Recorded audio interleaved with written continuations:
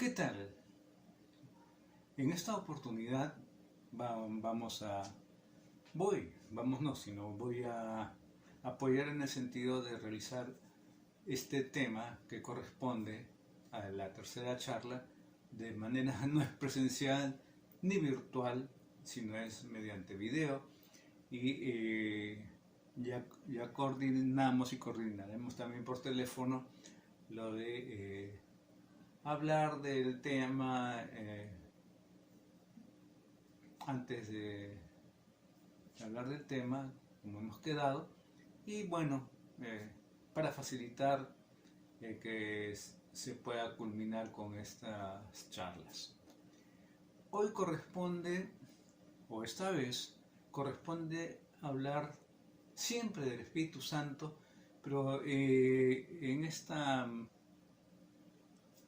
charla de manera muy especial, cómo participa y qué es lo que sucede en nuestra vida espiritual como hijos de Dios por medio de los sacramentos de iniciación.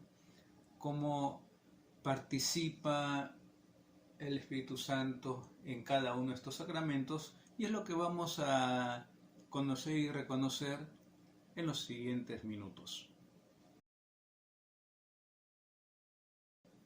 Sin lugar a dudas, el don más grande que Dios nos ha hecho es la gracia santificante. Esta consiste nada menos que en la participación en la vida divina. Nada puede compararse con esto. Por la gracia, Dios nos hace semejantes a Él hasta en su divinidad. Dios nos diviniza, digamos, gratuitamente con este don, cosa que naturalmente no nos corresponde por ser tan solo criaturas suyas, criaturas, creados.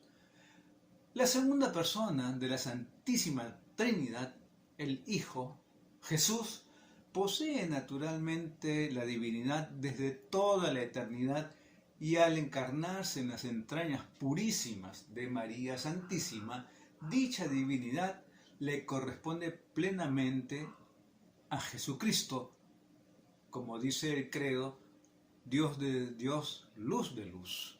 Nosotros, en cambio, somos por naturaleza meramente humanos, ¿no? Pero sin embargo, pues, por amor, Dios nos comunica su vida divina por el Espíritu Santo. He ahí la importancia del Espíritu Santo en todo lo que tiene que ver con nuestra fe. Hay que decir, y vamos a utilizar este término, por los méritos de nuestro Señor Jesucristo, la Iglesia fundada por Él nos comunica el don de la gracia por medio de los sacramentos instituidos por Cristo mismo, y nos santifica, nos hace santos, hijos de Dios y, lógicamente, coherederos de la gloria. Pero, si sabemos que el Espíritu Santo está ahí y Dios nos regala gratuitamente el don de la vida divina, de participar plena y divinamente con Él y como Él, porque hay que recordar que somos imagen y semejanza. También tenemos que recordar y saber o reconocer qué son los sacramentos. Para que percibiéramos el don gratuito e invisible de la gracia, Jesús, nuestro Señor, instituyó 7 acciones sagradas, en las cuales, y por medio de algo perceptible por los sentidos, el Espíritu Santo actúa en nosotros. Son, voy a decirlo así, obras maestras y fuerzas que brotan del cuerpo de Cristo, que es la Iglesia, para santificar a los hombres. Para esto podemos y voy a definir a los sacramentos de la siguiente manera, y eso está en un documento de la Iglesia, Sacrosanctum Concilium, el número 7. Son signos sensibles instituidos por Jesucristo para infundir y acrecentar la vida divina, o sea, la gracia santificante en nuestras almas para hacernos santos. Tengo que agregar además que la Iglesia afirma que para los creyentes los sacramentos son necesarios para la salvación. Eso hay que tenerlo presente.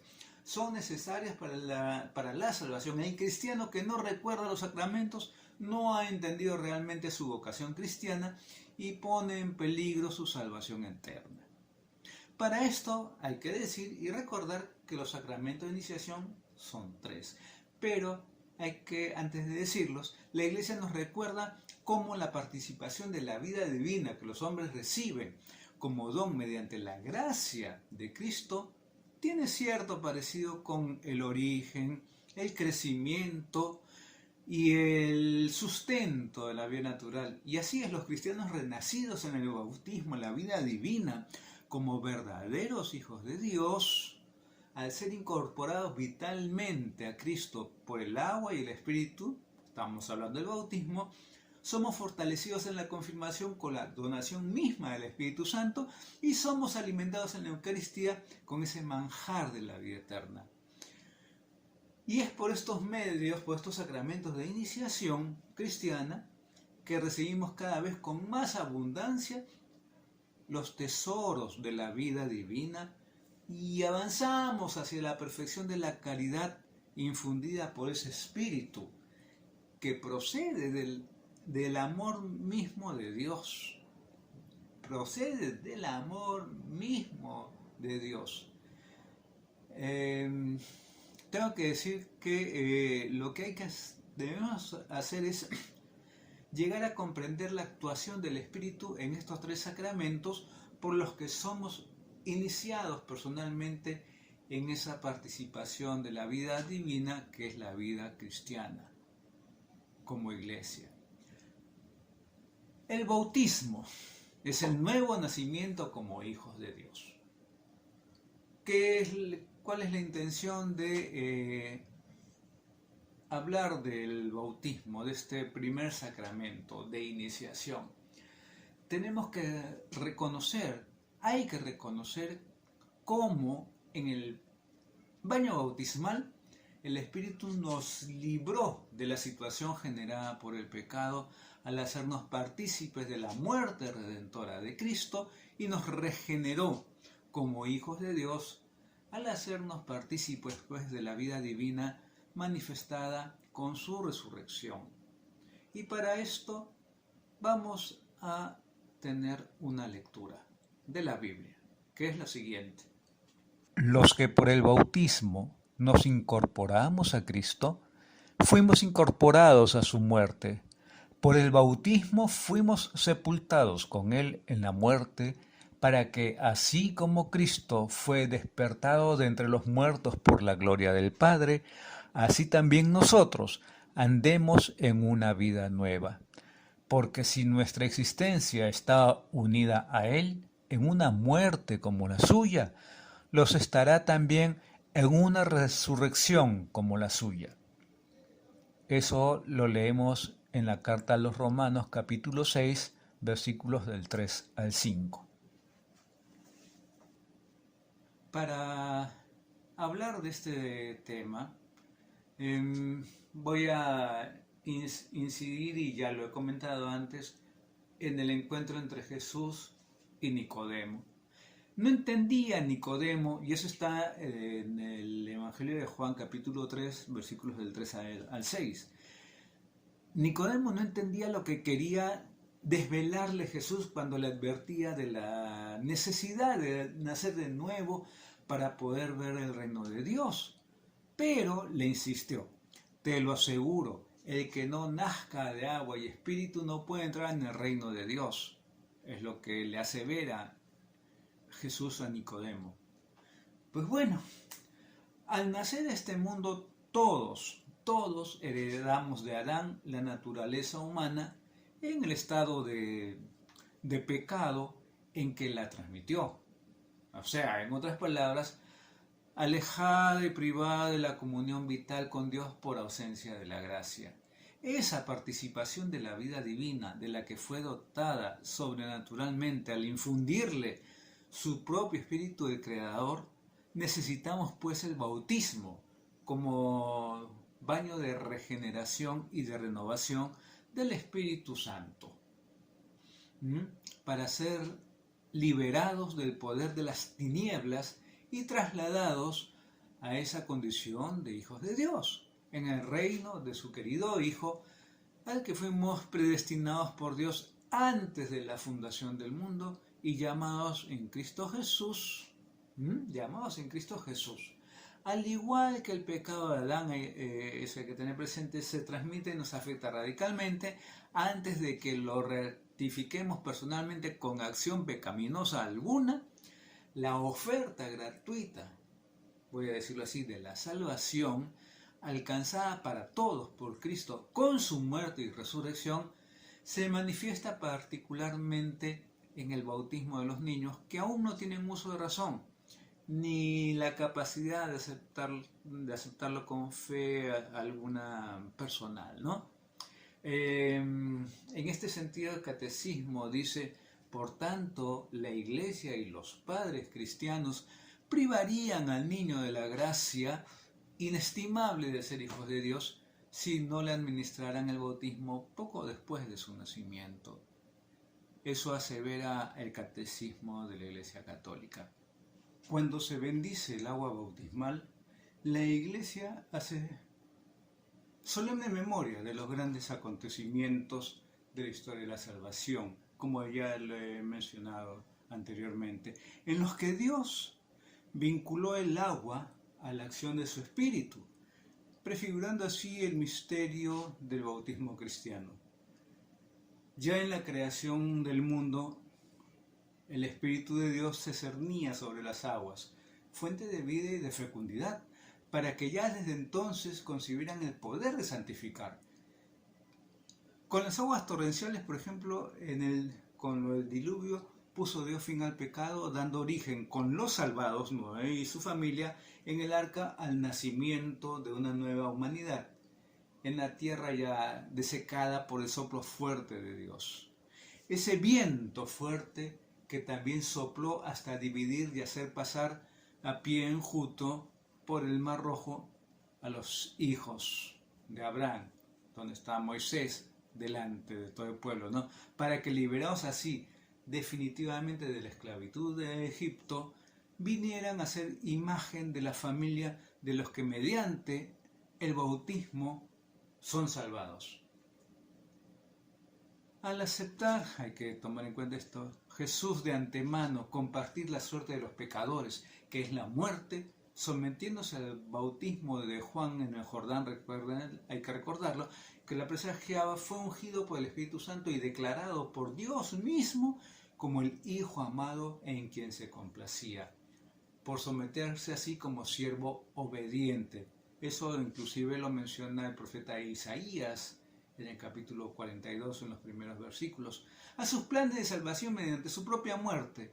Por eso fue ya al acercarse la hora de su entrega obediente a la muerte, Jesús, en la que por el Espíritu Eterno se ofreció a sí mismo sin tacha a Dios, para purificar nuestra conciencia de las obras muertas.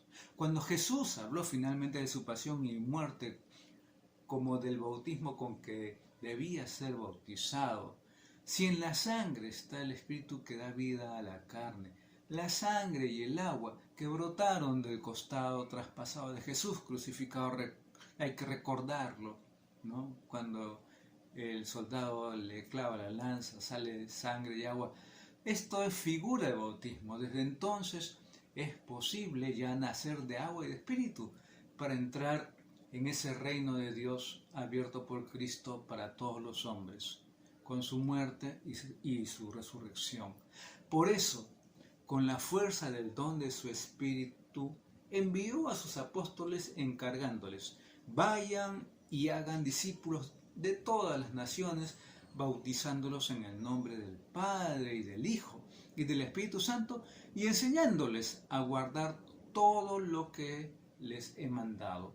Eso está en el Evangelio de Mateo en el capítulo 28. Eso es por un lado. Por otro, desde el día de Pentecostés, la Iglesia ha celebrado y administrado el Santo Bautismo. Pedro declara a la multitud conmovida por su predicación: conviértanse y que cada uno de ustedes se haga bautizar en el nombre de Jesucristo para remisión de sus pecados y recibirán el don del Espíritu Santo. Eso lo dijo Pedro cuando salió después de Pentecostés, ¿no? Y es que el Espíritu Santo, siendo el mismo Espíritu de Cristo, es el que puede asemejarnos a Él como hijos obedientes de Dios, dejando de lado así la degeneración del pecado que nos lleva a la muerte y recuperar así la semejanza divina que nos hace partícipes de la vida de Dios. Ese es el bautismo. En el texto que hemos escuchado como lectura por el tema, San Pablo nos ha explicado precisamente cómo el bautismo expresa y realiza esta configuración con Cristo. Por el bautismo, nos decía, fuimos sepultados con Él en la muerte, para que así como Cristo fue despertado de entre los muertos por la gloria del Padre, así también nosotros andemos en una vida nueva. Y así es, bautizar significa exactamente sumergir. La inmersión en el agua simboliza el acto de sepultar al que accede a ese sacramento, ¿no? En la muerte de Cristo el agua sepulta, hunde, ¿no? Y de donde nace luego, cuando es elevado, ¿no? Se sumerge en el agua o se le echa el agüita, nace y surge por la resurrección con Él como nueva criatura. El rito bautismal significa y realiza así la muerte del pecado y la entrada en la vida de la Santísima Trinidad por la configuración con el misterio pascual de Cristo. Hay un rito, hay un momento de la vestidura blanca que se impone al recién bautizado, simboliza la dignidad alcanzada de hijos de Dios por haber sido revestido de Cristo, asemejándose a Él. Es el traje de fiesta para entrar con todo el derecho que tienen los hijos de Dios a la casa de su Padre Dios y disfrutar de todos sus bienes. Ese banquete de amor que es la vida misma que de Dios. Así, y en contraposición a la vida mortal que heredamos por nacer como hijos de Adán, la vida eterna, que es la vida misma de Dios, constituye la herencia que compartirán todos los bautizados con el Señor resucitado, todos aquellos que adhiriéndose a Él por nacer de Dios, los hizo capaces de llegar a ser hijos de Dios. El bautismo tiene todo eso y lógicamente por el bautismo somos incorporados a la Iglesia como miembros de Cristo, como parte del cuerpo de la Iglesia. Cristo cabeza y nosotros parte del cuerpo como miembros del cuerpo de Cristo. Por eso debemos reconocer cómo Jesús en el bautismo, de forma irrevocable, como quien dice como carácter indeleble, toma posesión de nosotros como cabeza en la Iglesia y nos une vitalmente a Él en la comunión del mismo y único Espíritu que anima a los miembros de su cuerpo, que es la Iglesia puesta al servicio de la expansión de su salvación a todos los hombres. Debemos convencernos entonces del derecho y la obligación ineludible de participar en esta misión confiada por Cristo a sus discípulos en la fuerza del Espíritu Santo, justo por pertenecer a la Iglesia como forma de la pertenencia a Cristo recibida e implantada por el bautismo. Y vamos a reforzar esto con la siguiente lectura de la Biblia. Es un hecho que el cuerpo, siendo uno, tiene muchos miembros, pero los miembros, aun siendo muchos, forman entre todos un solo cuerpo. Pues también Cristo es así, porque también a todos nosotros, ya seamos judíos o griegos, esclavos o libres, nos bautizaron con el único Espíritu, para formar un solo cuerpo, y sobre todos derramaron el único Espíritu. Eso está en la primera carta de San Pablo a los Corintios, capítulo 12. Vamos a ver este tema. Tenemos que reforzar la idea de pertenencia a Cristo y pertenencia a la Iglesia. Hay que recordar que nuestra condición de bautizados no debemos exponer nuestros cuerpos al pecado. San Pablo advertía a los cristianos: ¿no saben que sus cuerpos son miembros de Cristo? ¿O no saben que su cuerpo es santuario del Espíritu Santo que está en ustedes y han recibido de Dios y que no les pertenece? Han sido bien, más bien comprados. Glorifiquen por tanto a Dios en su cuerpo. Eso está en la carta de San Pablo, en la primera carta de San Pablo a los Corintios. Y hay que decir que la Iglesia, en la plegaria que en nombre de Cristo dirige al Padre en la Eucaristía, dice lo siguiente: Él, en cumplimiento de tu voluntad para destruir la muerte y manifestar la resurrección, extendió sus brazos en la cruz y así adquirió para ti un pueblo santo. Esa es una parte de una de las oraciones de la misa que se llama prefacio para una de las plegarias eucarísticas. Y así es. Entregado pues a la muerte por nuestros pecados y resucitado a la vida gloriosa para nuestra justificación, Cristo nos rescató del poder de la muerte, abriéndonos el acceso a la vida eterna con su resurrección. Porque, y dice así la Biblia, porque la paga del pecado es la muerte, mientras que el don gratuito de Dios es la vida eterna en Cristo Jesús, Señor nuestro. Eso lo dice Pablo en la carta a los Romanos. Esta salvación, realizada ya por Cristo, es puesta a disposición de todos los hombres desde la Iglesia, donde el Espíritu actúa el Espíritu promoviéndola mediante la fe y aplicándola a cada uno mediante los sacramentos que la actualizan. Así pues, en el rito bautismal el Espíritu aplica al nuevo miembro de la Iglesia el valor redentor de la muerte de Cristo, al ser sumergidos sepultándolo con Cristo, el perdón de los pecados, liberándolo del espíritu del mal, y le comunica la vida eterna adquirida con su resurrección al ser sacado del agua para una existencia nueva en Cristo Jesús. La regeneración de la gracia, adquiriéndolo para Dios. Es así como Cristo, habiendo derramado su sangre como Redentor para rescatarnos de la esclavitud del pecado y habiendo resucitado como Señor para santificarnos con el Espíritu de Dios, ha sido constituido en cabeza de todos aquellos a los que, mediante esa su toma de posesión por el bautismo, vamos a decirlo así, le van perteneciendo como miembros de su cuerpo, que es la Iglesia. De ahí que por boca de San Pablo se nos recuerde siempre que los que hemos sido bautizados en Cristo en realidad ya no nos pertenecemos, y es así, ya que ninguno de nosotros vive para sí mismo y ninguno muere para sí mismo. Si vivimos, vivimos para el Señor.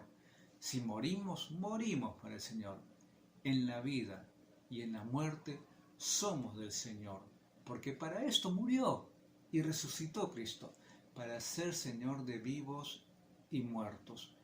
Eso lo podemos nosotros inclusive leer en la carta de San Pablo a los Romanos, en el Nuevo Testamento, lógicamente. En ese sentido, pues Cristo toma posesión del bautizado como Señor, imprimiéndole en el alma un sello espiritual, digamos, indeleble de su pertenencia a Él, el carácter bautismal, ¿no?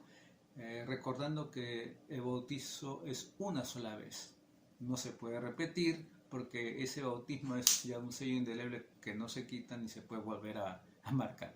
Este sello no es borrado por ningún pecado, aunque el pecado impida al bautismo recibido producir frutos de salvación. Dado una vez por todas el bautismo, como les digo, no se puede repetir. El sello es el símbolo de la persona, signo de su autoridad, de tu autoridad, de su propiedad sobre un objeto. Por eso se marcaba a los esclavos con el sello de su señor, o a las reses, como saben, con el sello de su dueño. El sello del Señor, impreso por el Espíritu Santo, constituye entonces una verdadera consagración del bautizado, en tanto que marca pues la pertenencia total a Cristo y la puesta a su servicio para siempre. Este efecto indeleble se expresa en el rito litúrgico con la crismación de los recién bautizados en presencia del pueblo de Dios y la oración que la acompaña, que dice algo así: el Dios omnipotente y Padre de nuestro Señor Jesucristo, que le hizo renacer mediante el agua del Espíritu Santo y que le concedió el perdón de los pecados, él mismo le consagra con el crisma de la salvación, dice, estoy recordando, para que agregados a su pueblo como miembros de Cristo, sacerdote, profeta y rey, permanezcan para la vida eterna. Eso es parte del ritual de iniciación, el bautismo. Por eso, el bautismo crea así un vínculo sacramental entre todos los que somos marcados con Él, integrándonos en la unidad de la Iglesia como cuerpo de Cristo, al que hace partícipe de su mediación salvadora entre Dios y la humanidad entera como pueblo sacerdotal, profético y real. Y al hacernos así partícipes del sacerdocio de Cristo, el sello bautismal nos capacita para participar en la liturgia del culto mismo de Cristo ante el Padre, a favor de toda la humanidad. Al hacernos partícipes de su misión profética, nos envía a transmitir el Evangelio proclamando la salvación realizada en Cristo Jesús, y al hacernos partícipes de su reinado, sacerdocio, profeta y rey, hacernos partícipes de su reinado, nos compromete a dar testimonio de una vida santa y de una caridad eficaz.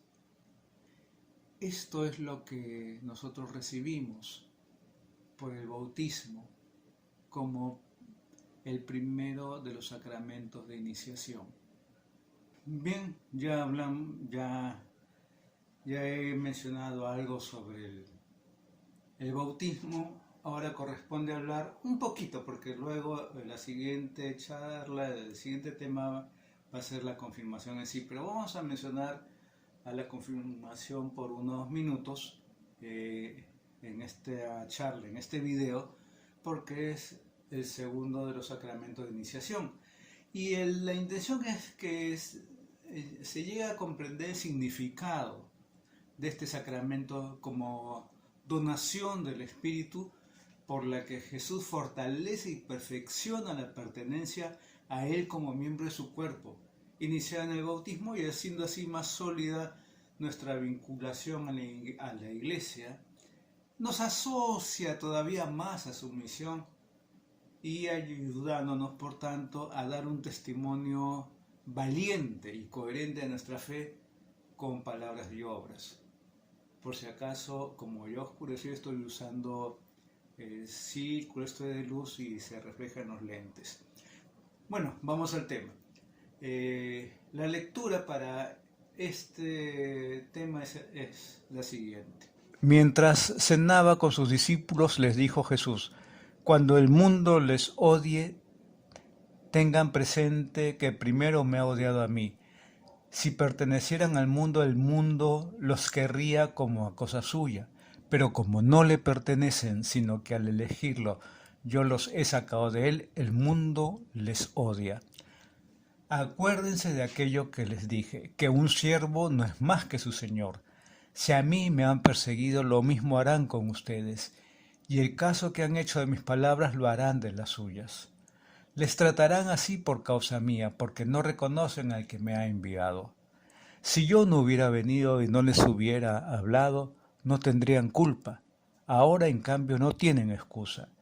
Odiarme a mí es odiar a mi Padre. Si yo no hubiera hecho en presencia de ellos lo que nadie ha hecho, no tendrían culpa, pero ahora han visto y a pesar de eso, me han odiado a mí y a mi Padre. Así se cumple lo escrito en su ley, me odiarán sin razón. Cuando venga el abogado que les voy a enviar de parte de mi Padre, el Espíritu de verdad que procede del Padre, Él será testigo en mi causa. También ustedes son testigos porque han estado conmigo desde el principio. Esto está en el Evangelio de Juan, capítulo 15, versículos del 18 al 27. Vamos al tema partiendo de la lectura. Enviados por el Padre como Mesías, el ungido por el Espíritu para mostrarnos el camino de la salvación, Jesucristo es el testigo fiel y veraz. Y así también lo dice el libro del Apocalipsis. El testimonio de Jesús es siempre mensaje de salvación para los hombres, siendo el martirio el testimonio por excelencia. Jesús rindió testimonio solemne ante Poncio Pilato y ante cuantos le escucharon, sellándolo con su propia sangre. Eso es, de todas maneras, frente a cuantos rechazaron su verdad sobre Dios y su salvación, tachándolo de falso profeta e impostor y condenándolo a la cruz, el Espíritu lo confirmó resucitándolo de la muerte y mostrando en él la gloria de Dios y el cumplimiento perfecto de la salvación por él profetizada.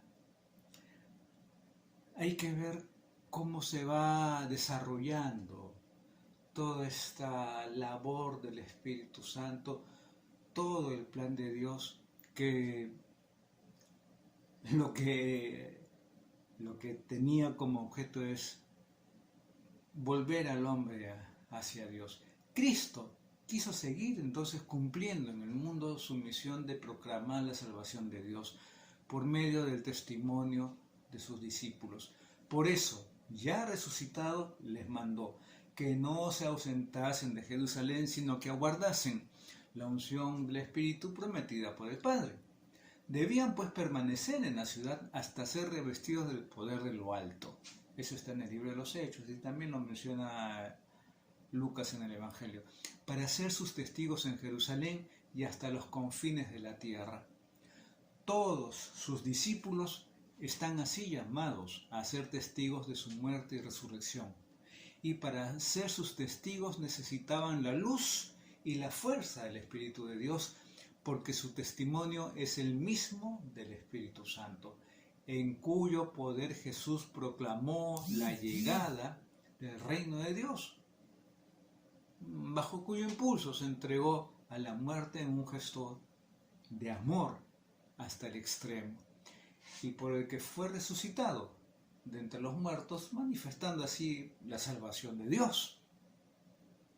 Ese es Jesús, es lo que nos deja a nosotros, que continuamos siendo sus testigos por medio inicialmente de la incorporación a la iglesia por el bautismo y perfeccionándonos con la confirmación. Por eso, incorporado a Cristo por el bautismo, el cristiano vive en él por el vínculo de la fe y del amor que procede del Espíritu de Dios. Hemos de vivir y crecer en el amor de Dios a semejanza de Cristo hasta alcanzar madurez y plenitud. El sacramento de la confirmación fortalece con el don del mismo Espíritu que ungió a Jesús como Mesías, capacitando así para la misión tras ser bautizado, a fin de que cada uno de nosotros los bautizados nos mantengamos fieles a sus promesas, enfrentándonos con valentía a lo que es contrario al espíritu del Evangelio y dando así testimonio elocuente de la salvación ofrecida en Cristo Jesús, como discípulo y miembro de su iglesia, cada uno de nosotros. Por el sacramento de la confirmación, dice el Concilio Vaticano II, los cristianos se vinculan con más perfección a la iglesia, se enriquecen con una fortaleza especial del Espíritu Santo y de esta manera se obligan con mayor compromiso a difundir y defender la fe con su palabra y sus obras como verdaderos testigos de Cristo. Eso lo dice el Vaticano II en su documento Lumen Gentium, Luz de las Naciones. Con su luz y su fortaleza, el don del Espíritu recibido en la confirmación dispone a cada uno de nosotros cristianos como miembros activos de la Iglesia, como apóstol de Jesucristo y como testigo fiel del Evangelio. Estamos pues así por la confirmación preparados para hacer en el mundo el buen olor de Cristo y antorcha viviente que lleva en alto la palabra de la vida. Al igual que el testimonio de Cristo, el de sus discípulos, recordando, ha de ser veraz y coherente como lo debemos ser nosotros también como confirmados. No ha de ser solo de palabras, sino con las obras también. Y la vida cristiana, como la de Jesús, es una lucha difícil, constante, difícil. No basta con recibir los bienes de Dios, sino que es necesario actuar, esforzarse y trabajar en la iglesia al servicio de Dios, secundando y extendiendo la acción salvífica de Jesucristo, que no quiere decir que estemos encerrados dentro de una iglesia, sino ser testigos afuera. La colaboración eclesial en la obra de la salvación del mundo es exigencia inexcusable entonces de la vocación cristiana. Por eso el apóstol Pablo invitaba a tomar las armas de Dios para el combate de la fe. La oración, la lectura de la palabra, el testimonio, advirtiéndonos que todos los que quieran vivir piadosamente en Cristo Jesús sufrirán persecuciones. ¿Quién no cuando habla de la iglesia es rechazado, ¿no? El mismo Jesús lo había anunciado así a sus discípulos, como hemos leído anteriormente. Si los soldados en la antigüedad eran marcados con el carácter que los consagraba a la defensa de la República, la confirmación imprime el carácter que perfecciona ese sacerdocio común de los fieles recibido en el bautismo. Queriendo así el confirmado, quedando así el confirmado habilitado para confesar la fe de Cristo públicamente y poder tomar parte en el culto público o celebración litúrgica de la Iglesia como por propio oficio, ¿no? Para decirlo de alguna manera. La confirmación resulta ser así el sacramento de la militancia cristiana. Este es un resumen del sacramento de la confirmación como segundo sacramento de iniciación cristiana. Vamos al tercer sacramento de iniciación cristiana, la Eucaristía, fuente y cumbre de la vida eclesial. En este sentido, debemos comprender cómo la Eucaristía completa ya la iniciación cristiana, nos nutre y da crecimiento a la identificación con Cristo como hijos de Dios y lógicamente generada en el bautismo y a la comunión en un mismo espíritu que nos edifica como iglesia, fortalecida en la confirmación para ser en Cristo signo e instrumento de esa comunión nueva y definitiva de los hombres con Dios y de los hombres entre sí, que Él ha posibilitado con su entrega a la muerte y ha manifestado con su resurrección Jesús. Para esto vamos a la siguiente lectura bíblica. En aquel tiempo Dijo Jesús a los judíos: en verdad les digo, si no comen la carne del Hijo del Hombre y no beben su sangre, no tienen vida en ustedes. El que come mi carne y bebe mi sangre, tiene vida eterna, y yo le resucitaré el último día, porque mi carne es verdadera comida y mi sangre verdadera bebida. El que come mi carne y bebe mi sangre, permanece en mí y yo en él. Lo mismo que el Padre que vive me ha enviado y yo vivo por el Padre, también el que coma vivirá por mí. Esto está en el Evangelio de San Juan, capítulo 6, versículos del 53 al 57. Vamos al tema.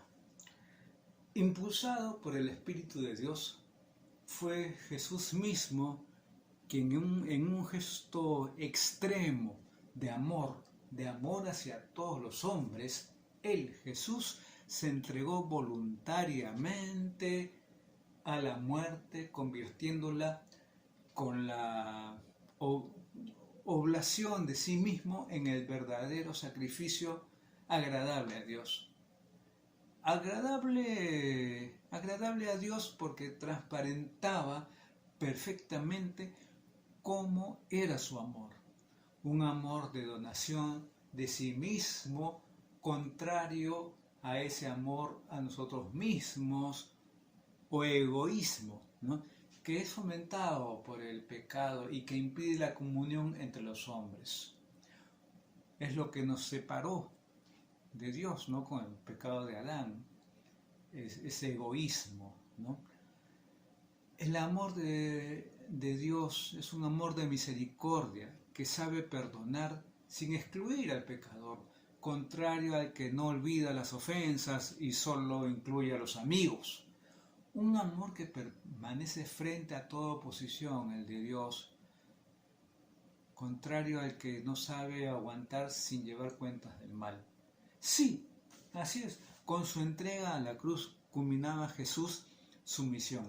Él había sido enviado por el Padre con toda la fuerza de su espíritu, justo para mostrar y contagiar a los hombres ese amor de Dios, capaz de anular la obra del pecado, suscitando la concordia frente a toda división y llevándonos a una comunión nueva y definitiva entre nosotros y con Dios.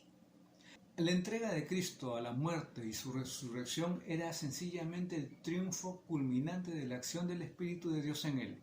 Y por eso quiso Jesús dejarnos en la Eucaristía memorial de su entrega hasta la muerte y de su tránsito a la comunión definitiva con Dios por la resurrección.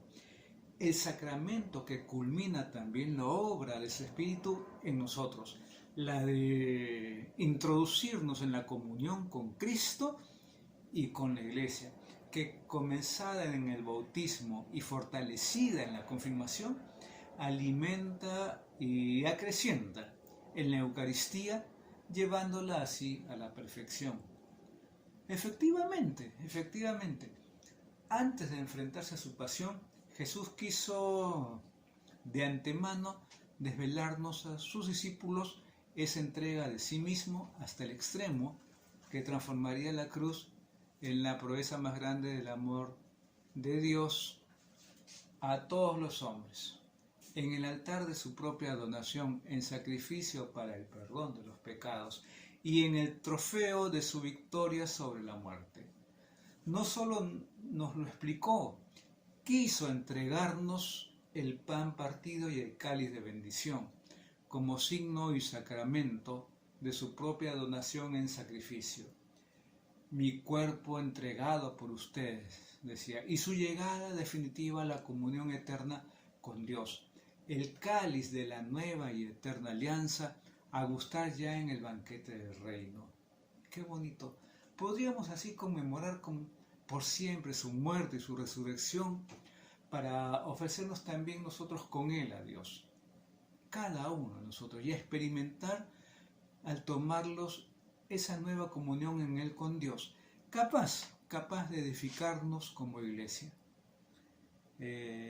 Para decirlo de esta manera, como sacramento o señal e instrumento de esa íntima unión de los hombres con Dios y de los hombres entre sí, que como iglesia estamos llamados a vivir y promocionar en el seno de la historia.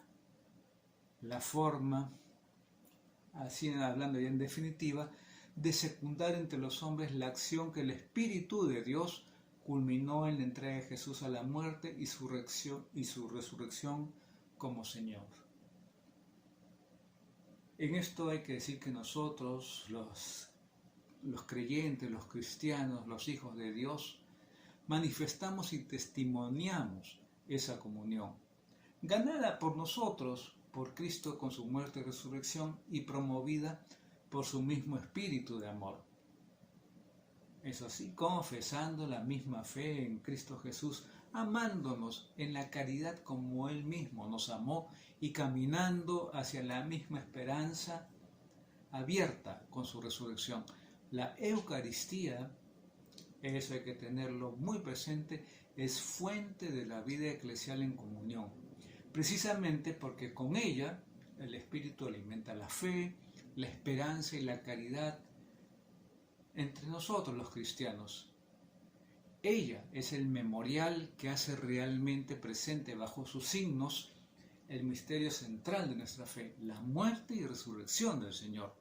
Ella, la Eucaristía, es el momento privilegiado en que el Señor nos une a su alabanza celeste con todos los santos y anticipa de algún modo el banquete de su amor, objeto de nuestra esperanza. Y ella es sacramento de cómo nos amó para perfeccionarnos en la caridad. Hay que decir también que la Eucaristía es también la cumbre de la vida eclesial, como ya lo he mencionado antes. Hay que volverlo a decir, todos nuestros esfuerzos por vivir en el amor, todas nuestras actividades en la iglesia, todos nuestros empeños por construir un mundo mejor, todos nuestros trabajos, todos nuestros gozos, todos nuestros dolores y sufrimientos, toda nuestra existencia y todas nuestras preocupaciones tienen en ella, en la Eucaristía, el momento de sumarlas a la oblación de Cristo para que sean transformadas en ofrenda agradable a Dios. Todas nuestras obras tienen en ella, la Eucaristía, la ocasión de glorificar con ellas al Creador, dándoles así su verdadero sentido y significado en Cristo Jesús. En la Eucaristía culmina nuestra vida cristiana y eclesial, empujándonos cada vez más al ideal que ella nos muestra, cumplido ya y ofrecido ahora en Cristo para que lo podamos experimentar. Con razón nos recuerda el Concilio Vaticano II que la Eucaristía contiene todo el bien espiritual de la Iglesia. Hay que recordar, la Eucaristía es la cumbre. ¿Por qué es la cumbre? Porque en la Eucaristía está Cristo mismo, del que nos alimentamos, y eso nos permite crecer como hijos de Dios en comunión. Pero hay que tomar en cuenta que esa Eucaristía tiene que ver con algo muy importante, el domingo. El domingo es la fiesta primordial de los cristianos. Por eso debemos comprender y apreciar la importancia decisiva del domingo para vivir según el Espíritu de Dios, valorándolo sobre todo como el día elegido por el Señor resucitado para encontrarse con los suyos reunidos como iglesia en Eucaristía, a fin de sostenernos con su verdad y su amor en la vida cristiana a la que nacimos por el bautismo y en el testimonio valiente de su Evangelio que como discípulos suyos hemos de dar con la fuerza del Espíritu recibido ¿en dónde? En la confirmación.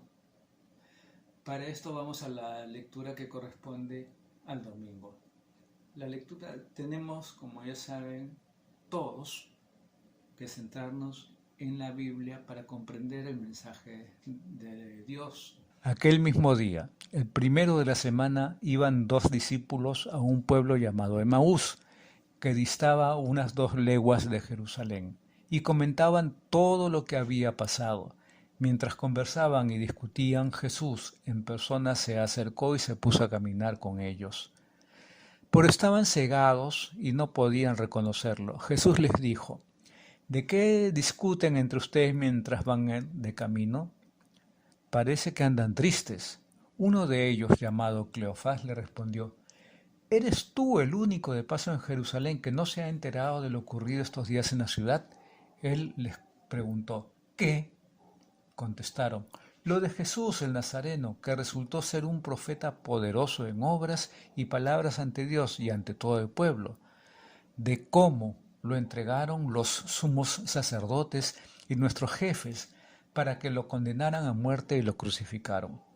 Nosotros esperábamos que sería él el liberador de Israel. Y ya ves, llevamos ya 3 días desde que todo esto pasó. El caso es que algunas mujeres de nuestro grupo nos han sobresaltado, porque fueron de madrugada al sepulcro y al no hallar su cuerpo, vinieron diciendo que hasta habían visto una aparición de ángeles que decían que él vivía.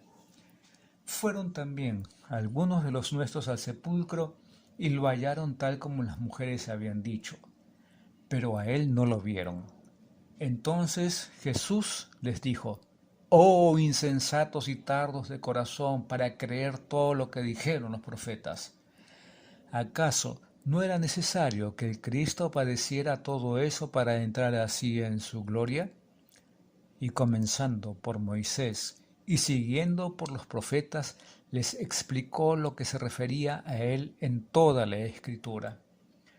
Cerca ya del pueblo a donde iban, él hizo ademán de seguir adelante, pero ellos le insistieron rogándole: «Quédate con nosotros, porque atardece y el día vaya de caída». Y entró para quedarse con ellos. Cuando se puso a la mesa con ellos, tomó el pan, pronunció la bendición, lo partió y se lo ofreció. Entonces se les abrieron los ojos y le reconocieron, pero él desapareció de su vista. Y se dijeron uno a otro: ¿no ardía nuestro corazón cuando nos hablaba en el camino y nos explicaba las Escrituras?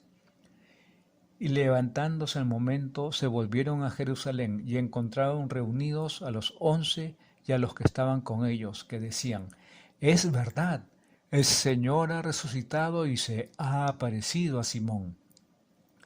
Ellos, por su parte, contaron lo que les había pasado por el camino y cómo le habían reconocido al partir el pan. Esto lo podemos leer en el Evangelio de Lucas, capítulo 24, versículos del 13 al 35. Vamos al tema. Desde el mismo día de la resurrección, el domingo ha sido el día elegido por el Señor resucitado para encontrarse con sus discípulos. Y por eso la Iglesia, sintiéndose invitada por el Señor, nos ha dejado reunirnos desde entonces cada domingo para celebrar con Él su victoria pascual, que es la nuestra también, conmemorando su muerte y resurrección como Él mismo nos mandó. Hagan esto en memoria mía. El Concilio Vaticano II nos lo recordaba así. La Iglesia, por una tradición apostólica que trae su origen del mismo día de la resurrección de Cristo, celebra el misterio pascual cada 8 días en el día que es llamado con razón Día del Señor o Domingo. En este día, los fieles deben reunirse a fin de que, escuchando la palabra de Dios y participando en la Eucaristía, recuerden la pasión, la resurrección y la gloria del Señor Jesús y den gracias a Dios que los hizo renacer a la viva esperanza por la resurrección de Jesucristo de entre los muertos. Por esto, el domingo es la fiesta primordial de los cristianos. Toda fiesta nace de un acontecimiento importante y la necesidad de recordarlo, reuniéndose para celebrarlo juntos. Para un cristiano ningún acontecimiento es tan importante y digno de ser celebrado como lo es la resurrección del Señor. Algo que solo puede ser festejado realmente en la Eucaristía, que siempre es una celebración comunitaria. Por eso, el mismo resucitado se hizo presente estando los suyos reunidos. Pensar un domingo sin Eucaristía sería como dejar pasar un día de la resurrección sin conmemorarla, o tener un día de fiesta sin reunirse para festejarla, o vivir un día del Señor sin el Señor. En cuanto a la lectura de los discípulos de Emaús, aquellos dos discípulos que un día se decidieron con ilusión a seguir a Jesús, compartiendo con él vida y destino, habían perdido pues su entusiasmo y hasta su fe en él. Nosotros esperábamos que sería él el liberador de Israel, dice la lectura. Les faltaba la luz de la resurrección para entender la cruz. Juzgaban con criterios puramente humanos y se habían dejado contagiar por el ambiente. Jesús había sido condenado por los jefes religiosos como un impostor, y ellos se sentían defraudados y desengañados. Por eso se separan ya del grupo y se alejan discutiendo y comentándolo todo con tristeza. Han perdido la fe para poder reconocer a Jesús que se acerca. Solo Jesús es capaz de abrirles el corazón y devolverles la alegría de su salvación. El corazón es así, estaban así.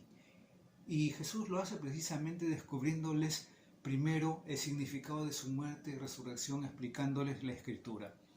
Comienzan ya a ver las cosas de otra forma, en otra luz, y no quieren que se vaya, porque de lo contrario volvería a anochecer. Y Él entonces se les manifiesta haciéndoles experimentar su presencia al partir el pan. Contentos y con más ilusión que nunca, vuelven al grupo para transmitir su alegría y contar su propia experiencia del Señor Jesús. No se lo pueden callar, no se lo pueden callar. Lo que Jesús hizo con ellos es lo que quiere hacer con todos sus demás discípulos cada domingo, con cada uno de nosotros, cuando nos convoca a la Eucaristía. Allí nos explica primero las Escrituras para que permanezcamos en su verdad, viendo las cosas como Dios las ve, sin dejarnos llevar por el ambiente superficial de aquellos que se pasan la vida discutiendo y comentando las cosas sin ninguna otra luz, ni más lo alto horizonte que pueda darnos de verdad la alegría del corazón, esa que nadie nos podrá ya quitar, para que no tengamos un corazón torpe, sin atinar a comprender lo muchísimo que nos quiere el Señor frente a toda adversidad, frente a toda otra apetencia engañosa y fugaz que puede hundirnos a la larga o a la corta en la tristeza, la desilusión y la vaciedad. Por eso nos reúne, para celebrar con nosotros ese amor de Dios y hacérnoslo experimentar al partir el pan. Solo así tendremos ocasión de volver una y otra vez al grupo para celebrar juntos la salvación de Dios y poderla testimoniar con alegría.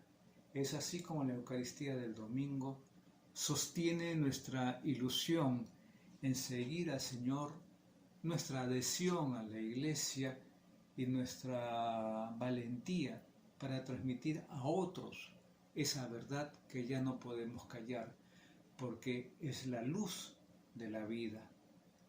Es importante entonces tener presente el domingo, el día del Señor, el día de fiesta, como lo he mencionado instantes antes. No podemos celebrar una fiesta sin el festejado. No podemos dejar de lado a Jesús cada domingo. Asistamos, vayamos a misa, a alimentarnos de la Eucaristía, que es el mismo cuerpo y sangre de Jesucristo nuestro Señor.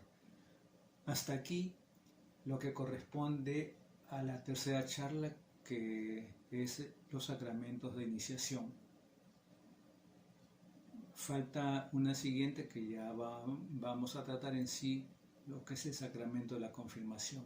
Entonces, bendiciones, estamos en contacto y espero que lo que he hablado en estos minutos puedan cada uno de ustedes, los que están viendo, porque no solamente es una persona, lo pueden estar viendo ahorita 2 o 3, ¿no?, en casa. Hay que asumir esa vida de fe a la que fuimos adheridos por el bautismo y vamos a ser perfeccionados en la confirmación para ser mejores cristianos y enfrentar la vida como verdaderos hijos de Dios. Bendiciones.